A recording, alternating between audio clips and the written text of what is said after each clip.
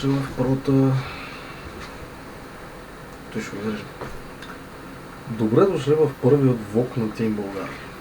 Аз съм вашият хост, Николай Даскалов, а.к.а. Лео Флекса, мокър педрастина. Както идем. И като цяло, това явно е да се смее педрас. Като цяло това е първата така наречена първият влог, който ще правим от нашият отбор. Ако може да се нарече отбор. А педрас ще се спрежи да се смееш. Точно. Като цяло, от какво се състои? От какво ще се състои първото видео, първият влог. Сега ще дам малко история за как се сформира тази група. Като цяло, пълна простия врат, който така. Станете и всичко на майтап. Вечер 4 часа сутринта. Събрахме се в Макдоналдс, защото разбира се, че няма какво да правим. Да подчертая. Ние сме момчета, които живеем в Лондон. И събрахме се 4 часа в Макдоналдс. Тете и брат, занимаваме се с коли, трябва да направим един български отбор. Що пък? И оттам, работите тръгнаха. Окей, мислехме, Българен рейсинг, Байган рейсинг syndicate, Българен All Stars, Путки Майни и така нататък. И срахме Team Българ. Team Българ да съм по-точно. С една мазна... И оттам нататък, групата почна да се разраства, направихме страница в Facebook, то пази, че хората почнаха да я харесват.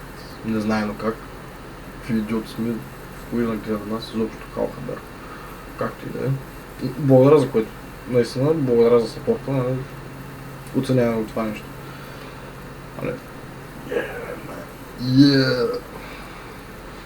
Стомана! И оттам нататък какво почнем да правим? Как стана това нещо? Ходихме по митове, както се ходим по митове, приятелчета, наши приятели познати, вие те ходите, супер яко, това може да дойдем с вас. Много ясно. И оттам, телефоните ни се напълниха с снимки, видеа, при което ние почнем да направим, да качаме снимки тук в Facebook, да правим видеа, официални видеа и така нататък. И така, всичко с течение на времето, така се проточи. И като цяло, това е просто първото видео, което първия влог, който правим с такава цел, да видите какво е нашето ежедневие. И де факто, сега можете да видите точно е този идиот и това е нашия най-нов член. Нима снимай, брат, моля да се. Това е най-новият член на отбора, който дори още няма книжка, обаче прави се там на газе. Всичко е окей. Продължаваме напред. Продължаваме към газети. И... брат, ще представяш да се смееш като Олиго Бобър.